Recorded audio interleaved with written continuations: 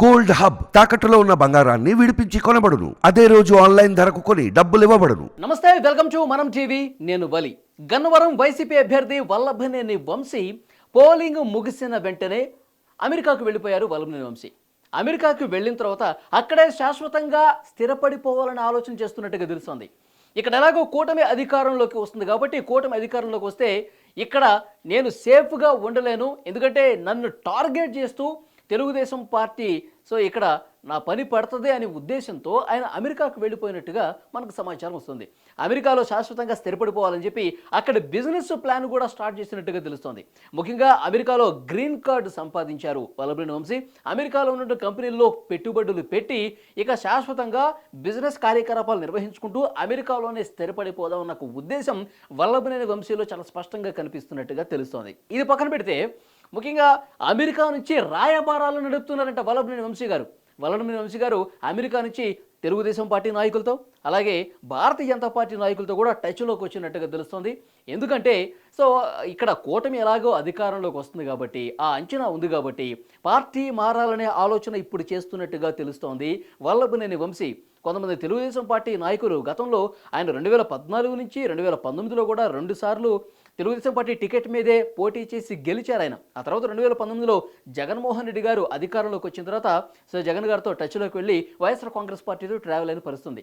ఆయన రాజకీయ జీవితమే, ఆయన రాజకీయ పుట్టుకే తెలుగుదేశం పార్టీ కాబట్టి కొంతమంది ఇప్పటికే ఆయనతో టచ్లో ఉన్నట్టుగా తెలుస్తుంది. తెలుగుదేశం పార్టీ నాయకులు వాళ్ళకి ఫోన్ చేసి నేను తెలుగుదేశం పార్టీలోకి వస్తాను, నేను గతంలో ఏవైతే వ్యాఖ్యలు చేశానో దానికి నేను తీవ్రంగా బాధపడుతున్నాను, పశ్చాత్తాపడుతున్నాను, సార్కి విషయం తెలియజేయండి, చంద్రబాబు నాయుడు గారికి నేను పార్టీలోకి రావడానికి సిద్ధంగా ఉన్నాను, నన్ను క్షమించండి, క్షమాపణ అడుగుతున్నాడు వల్లభనేని వంశీ అని చెప్పండి అని చెప్పి కొంతమంది తెలుగుదేశం పార్టీ నాయకులకు ఫోన్లు చేసి చెప్తున్నారట.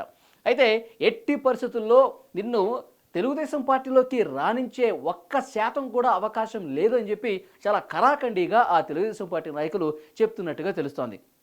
ఎందుకంటే వల్లభనేని వంశీ గారు ఎప్పుడైతే వైఎస్ జగన్మోహన్ రెడ్డి గారితో టచ్లోకి వెళ్ళారో, ఎప్పుడైతే వైఎస్ఆర్ కాంగ్రెస్ పార్టీతో ట్రావెల్ స్టార్ట్ చేశారో అలా చాలా దారుణమైనటువంటి వ్యాఖ్యలు చేశారు.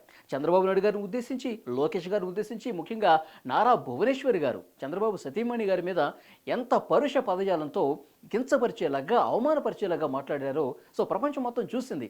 నారా లోకేష్ పుట్టుక గురించి ఆయనంత అలాంటి పదాలు వాడి ఆయన దూషించారంటే ఏ రకంగా అర్థం చేసుకోవాలి. కాబట్టి ఇంత తీవ్రమైనటువంటి వ్యాఖ్యలు చేశారు కాబట్టి వల్లభనేని వంశీని అసలు తెలుగుదేశం పార్టీలోకి రానిచ్చే పరిస్థితి లేదు. ఇంకొక ప్రయత్నం కూడా చేశారంటే వల్లభనేని వంశీ గారు భారతీయ జనతా పార్టీ నాయకులతో కూడా టచ్లోకి వెళ్ళే ప్రయత్నం చేశారు. ఎందుకంటే భారతీయ జనతా పార్టీలో ఉన్నటువంటి కొంతమంది నాయకులు తెలుగుదేశం పార్టీ నుంచి వెళ్ళిన వాళ్ళు ఉన్నారు, సీనియర్ నాయకులు. వాళ్ళతో కూడా టచ్లోకి వెళ్ళి నన్ను పూర్తిగా క్షమించేసేయండి, నేను ఏదో జగన్మోహన్ రెడ్డి గారి కళల్లో ఆనందం చూడటం కోసము ఇంకేదో క్షణికావేశంలో అలాంటి మాటలు మాట్లాడాను తప్ప నాకు వేరే ఉద్దేశం లేదు అని చెప్పే ప్రయత్నం చేశారు భారతీయ జనతా పార్టీ నాయకులతో. అంతకుముందు తెలుగుదేశం పార్టీలో ఉన్నటువంటి ప్రస్తుత బీజేపీ నాయకులతో కూడా మాట్లాడే ప్రయత్నం చేశారు, మాట కలిపే ప్రయత్నం చేశారు. వారు కూడా ఒప్పుకునే పరిస్థితి లేదు. అసలు మేము యాక్సెప్ట్ చేసినా చంద్రబాబు నాయుడు గారు కావచ్చు, లోకేష్ కావచ్చు, నీ మీద చాలా సీరియస్గా ఉన్నారు, అసలు పార్టీలోకి ఆహ్వానించడం కాదు, ఇప్పుడు కూటమి అధికారంలోకి వచ్చిన తర్వాత నీ పని పట్టడానికి సిద్ధమైపోయారని చెప్పి ఒక ఇండికేషన్ కూడా ఇచ్చినట్టుగా తెలుస్తోంది. ఈ నేపథ్యంలో ఇక కూటమి ఎలాగో వచ్చేస్తుందన్న భావన కనిపిస్తుంది. చంద్రబాబు నాయుడు గారికి, ఇక్కడ పవన్ కళ్యాణ్ గారికి, భారతీయ జనతా పార్టీకి సానుకూలమైన పరిస్థితి కనిపిస్తుంది. ఇప్పుడు పోలినటువంటి ఓట్లు కావచ్చు, జరిగినటువంటి పోలింగ్ పర్సంటేజ్ కావచ్చు, కూటమికి చాలా మొగ్గు చూపుతున్నటువంటి పరిస్థితి ఉంది. అది దాన్ని పూర్తిగా ఇది కనిపిస్తున్నటువంటి విషయం.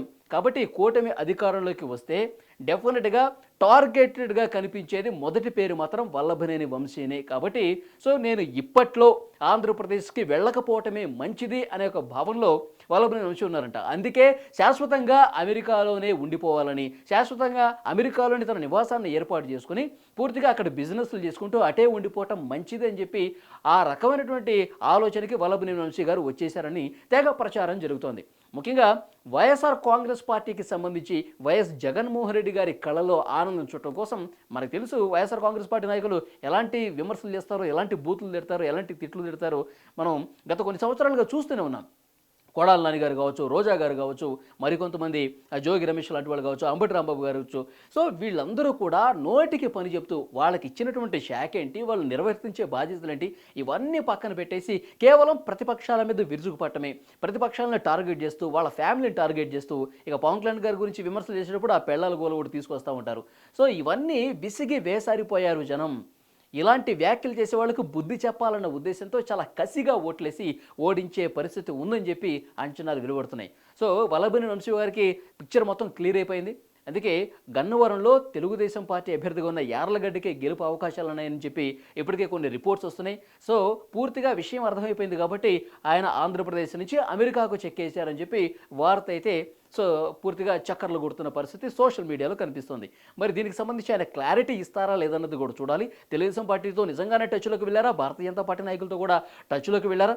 ఎందుకంటే ఇప్పుడు కూటమి అధికారంలోకి వచ్చిన తర్వాత ఇప్పుడు ఈ 5 సంవత్సరాల పాటు వైఎస్ఆర్ కాంగ్రెస్ పార్టీ అరాచకాలు, అవినీతి, అక్రమంగా ప్రతిపక్షాలను వేధించి కేసులు పెట్టడం, జైల్లో పెట్టడం, ఇవన్నీ విసిగి వేసారిపోయారు తెలుగుదేశం పార్టీ నాయకులు. కాబట్టి ఈ వాళ్ళు సాగించిన అక్రమాల మీద, వాళ్ళు చేసినటువంటి అన్యాయాల మీద, వాళ్ళు చేసినటువంటి భూ కబ్జాల మీద, సో ప్రతిపక్షాలను టార్గెట్ చేస్తూ వాళ్ళు చేసినటువంటి వ్యవహారశైలి మీద సో వాళ్ళకి తగిన బుద్ధి చెప్పాలి, గుణపాఠం చెప్పాల్సిందే అని చెప్పి కొంతమంది తెలుగుదేశం పార్టీ నాయకులు హైకమాండ్ దగ్గర అంటే చంద్రబాబు నాయుడు గారికి, లోకేష్ గారికి చెప్తున్న పరిస్థితి కనిపిస్తుంది. మనం వచ్చేస్తున్నాం, వచ్చిన తర్వాత మనం చేయాల్సిన పని ఇది.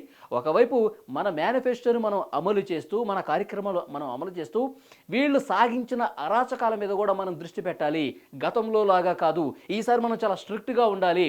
వైఎస్ఆర్ కాంగ్రెస్ పార్టీలో అవినీతి బాగోతాల మీద, వాళ్ళు వ్యవహరించిన ప్రతి విషయం మీద, వాళ్ళు చేసినటువంటి దారుణాల మీద మనం పూర్తిగా ఫోకస్ పెట్టి వాళ్ళని ప్రజలకు బాధ్యులు చేసి చూపించాల్సిన అవసరం 100% ఉందని చెప్తున్నారు. సో కాబట్టి ఈసారి చాలా సీరియస్గా ఉంటుందని చెప్పి ఆ భావనతోనే వల్లభనేని వంశీ గారు అమెరికాకు వెళ్ళిపోయారు. శాశ్వతంగా అక్కడే ఉండిపోదామని చెప్పి గ్రీన్ కార్డు కూడా తీసేసుకున్నారంట. ప్రస్తుతం ఇదే విషయం కనిపిస్తుంది. మరి 1వ తారీఖు జగన్మోహన్ రెడ్డి గారు 1వ తారీఖు లండన్ నుంచి తిరిగి వస్తారట. మరి వల్లభనేని వంశీ అమెరికాలోనే ఉంటారా, ఆయన ఏమైనా తిరిగి వస్తారా లేదా చూడాల్సిన అవసరం కనిపిస్తుంది. 4వ తారీఖు రిజల్ట్ను బట్టి, రిజల్ట్ రోజు తనకు సంబంధించిన ఏజెంట్లుగా ఎవరో ఒకరిని పెట్టేసి ఆ కార్యక్రమాన్ని పూర్తి చేసిన తర్వాత 4వ తారీఖు ఒకవేళ గెలిస్తే అప్పుడు వద్దాములే అని ఆలోచన చేస్తున్నట్టుగా తెలుస్తుంది. ఎలాగూ గెలిచే పరిస్థితి లేదు. మరి వైఎస్ఆర్ కాంగ్రెస్ పార్టీ ఓడిపోతుంది, గన్నవరంలో వల్లభనేని వంశీ కూడా ఓడిపోతుందని చెప్పి అంచనాలు ఉన్నటువంటి పరిస్థితుల్లో మరి 4 తర్వాత ఇక శాశ్వతంగా రాకుండా అటే ఉంటారా అని కూడా చర్చ వినిపిస్తోంది. మరి కాలమే సమాధానం చెప్తుంది ఏం జరుగుతుందో.